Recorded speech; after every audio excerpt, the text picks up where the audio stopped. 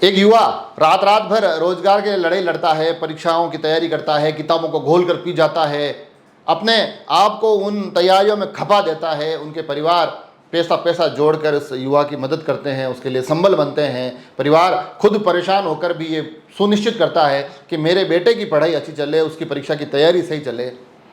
मगर कमाल की बात यह है कि वो युवा जब परीक्षा देने जाते हैं, उस एक संघर्ष में कभी परीक्षा देते वक्त उनके पास खबर आती है कि पेपर लीक हो गया, कभी परीक्षा देकर वापस आते हैं तब खबर आती है कि पेपर लीक हो गया, कभी कुछ दिनों बाद ये सुना जाता है कि वो पेपर लीक था, कभी परिणामों के बाद ये पता चलता है कि वो पेपर लीक था। तो यकीन मानिए, फिर जब आप उन युवाओं की पीड़ाओं को समझेंगे तब आपको एहसास होगा कि ये पेपर लीक सिर्फ एक शब्द भर नहीं है, एक घटना भर नहीं है, एक व्यवस्था का फेलियर ही नहीं है, बल्कि ये युवाओं के सपनों का लीक होना है, ये उनकी उम्मीदों का लीक होना है, उन परिवारों की मेहनत से जुटाई हुई पाई पाई का लीक होना है। और हालांकि तमाम जो जिम्मेदार लोग हैं वो पेपर लीक से पहले बड़ी बड़ी बातें कर लेंगे कि इस बार कोई पेपर लीक नहीं होगा, पेपर लीक के बाद कहेंगे कि दोषियों को बख्शा नहीं जाएगा। मगर वो जो युवा इस एक पीड़ा से, इस दर्द से रूबरू होते हैं, जूझते हैं, जिनके परिवार एक आर्थिक संकट का सामना करते हैं, युवाओं के पास आगे के रास्ते बंद हो जाते हैं, क्या ये युवा इन आश्वासन से, इन बड़ी बड़ी बातों से संतुष्ट हो जाएंगे? और उस पर भी कमाल ये कि ये कोई एक पेपर की बात नहीं है, ये कोई एक प्रदेश की बात नहीं है। राष्ट्रीय परिदृश्य में इस दिनों जो चर्चाएं चल रही है तो उससे समझा जा सकता है कि एक ऐसी बीमारी है जिसका इलाज हो नहीं पा रहा है, जिसके इलाज में देश से लेकर प्रदेश तक की सरकारें पस्त दिखाई दे रही है। बड़ी बड़ी बातें और बड़े बड़े बयान, बड़े बड़े दावों के बीच सबसे बड़ा सच वो ये है कि युवाओं के सपनों को सुरक्षित रख नहीं पा रहे हैं। वो युवाओं को वो विश्वास नहीं दिला पा रहे कि आप मेहनत करिए, आपकी मेहनत व्यर्थ नहीं जाएगी। कमाल की बात तो यह पता चलती है, क्योंकि अभी देश में जिस तरह की बातें चल रही है उनको भी समझा जा सकता है। राजस्थान तो उससे इतना ज़्यादा भुगत भोगी है कि बीते 5 सालों में हर पेपर के बाद ये खबर आती थी। अब परिस्थितियाँ बीते 6 महीनों में, अब जब परीक्षाओं का दौर शुरू होगा तब पुनः पता चलेगा कि अब क्या स्थितियाँ हैं। मगर वास्तविकता ये है कि युवा अब अपने पास होने की कामनाएं बाद में करते हैं, अपनी तैयारी की अच्छी हो उसकी कामना बाद में करते हैं। उनके परिवार भी अपने बच्चों की सफलताओं की कामना बाद में करते होंगे, पहले ये कामना करते होंगे कम से कम ये पेपर लीक ना हो। और सबसे मज़े की बात तो ये है कि बड़े बड़े दावे किए जाते हैं कि हम अब देश बड़ी सफलताओं की तरफ अग्रसर है, देश अब नए आयाम छू रहा है, हम तीसरी सबसे बड़ी अर्थव्यवस्था बन गए हैं, हम विश्व शक्ति बनने की तरफ अग्रसर हैं। राजस्थान में भी कमोबेश उसी तरह की बातें सुनाई देती है।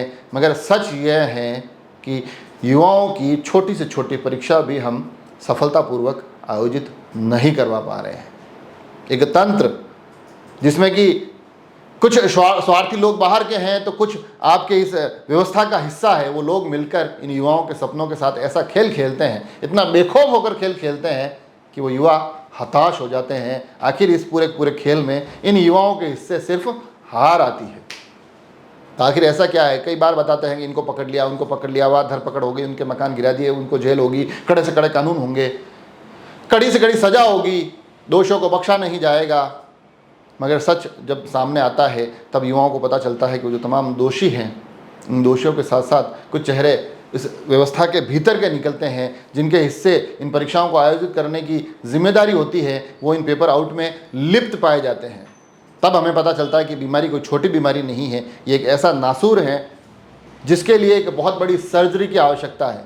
मगर सवाल वही कि वो सर्जरी करेगा कौन, उस सर्जरी का स्वरूप क्या होगा, ऐसी कौन सी सर्जरी जो इन युवाओं के सपनों को बचा सकती है। और मैं इस एपिसोड में किसी एक परीक्षा का जिक्र करके उस एपिसोड को या इस बात को सिर्फ एक एग्ज़ाम भर तक के लिए सीमित नहीं रखना चाहता हूँ, क्योंकि ये किसी एक परीक्षा का विषय भी नहीं है, हर जगह एक से हाल है। तो मैं कोशिश ये कर रहा हूँ कि आप कार्रवाई, आप दोषियों को सज़ा दिलवाना, आप ये तमाम बड़ी बड़ी बातों से इन युवाओं को बहला नहीं सकते हैं, इन युवाओं के सपनों को लौटा नहीं सकते हैं, उस मेहनत की भरपाई नहीं कर सकते जो इन युवाओं ने बरसों तक की है। तो मैं चाहता हूं कि अब उस पीड़ा तक वास्तविक मायनों में पहुंचा जाए। जब हम तमाम चीज़ें करते हैं, इतने बड़े देश में इतने बड़े चुनाव हो जाते हैं, आप कल्पना करिए कि किसी प्रकार कभी एक चुनाव हो जाए, इतने बड़े बड़े इलेक्शंस के बाद कोई खबर निकल कर आ जाए कि नहीं भाई साहब ये इलेक्शंस में तो ये गड़बड़ी थी, पुनः वापस होंगे, इस देश में बवाल मच जाए, क्योंकि ये राष्ट्र को चलाने वाले, राष्ट्र के नीति निर्माताओं के हक की बात है, तो उनके हक में कहीं कोई कोताही नहीं होती है, उनके हक लगातार बिल्कुल बरकरार रहते हैं। तो फिर इन युवाओं के हक बरकरार क्यों नहीं रह पाते हैं? इन युवाओं के सपने हमेशा क्यों टूटते दिखाई देते हैं? इनके संघर्ष क्यों हारते नज़र आते हैं? ये बहुत बड़ा सवाल है, और ये सवाल इसलिए ज़रूरी है क्योंकि अब ये चीज़ें कहीं तो रुकनी चाहिए।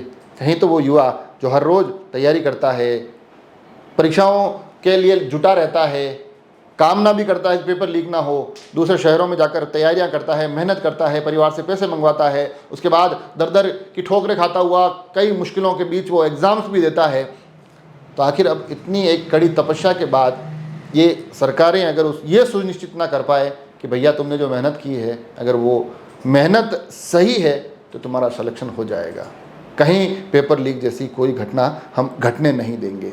आखिर ये सुनिश्चित क्यों नहीं कर सकती है? इतनी बड़ी बड़ी सरकारें बड़े बड़े दावे करती है, इन युवाओं को एक इतना सा विश्वास नहीं दिला पाते हैं, इन युवाओं के लिए इतना सा सुनिश्चित नहीं कर पाते हैं कि उनके पेपर सही तरीके से हो जाए।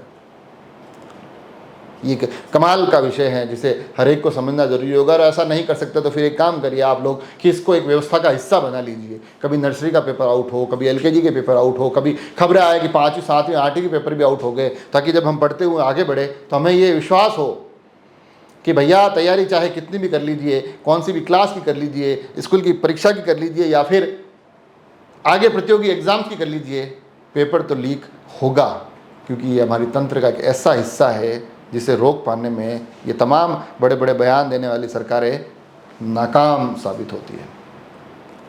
यहाँ से इस एपिसोड से मेरा उद्देश्य इस एक परेशानी के साथ साथ सिर्फ उन युवाओं की पीड़ा को आप तक पहुँचाना था जिसे समझे बिना शायद इस बीमारी का इलाज हो नहीं सकता है। जुड़े रहे राष्ट्रमंद एक्सप्रेस से। धन्यवाद।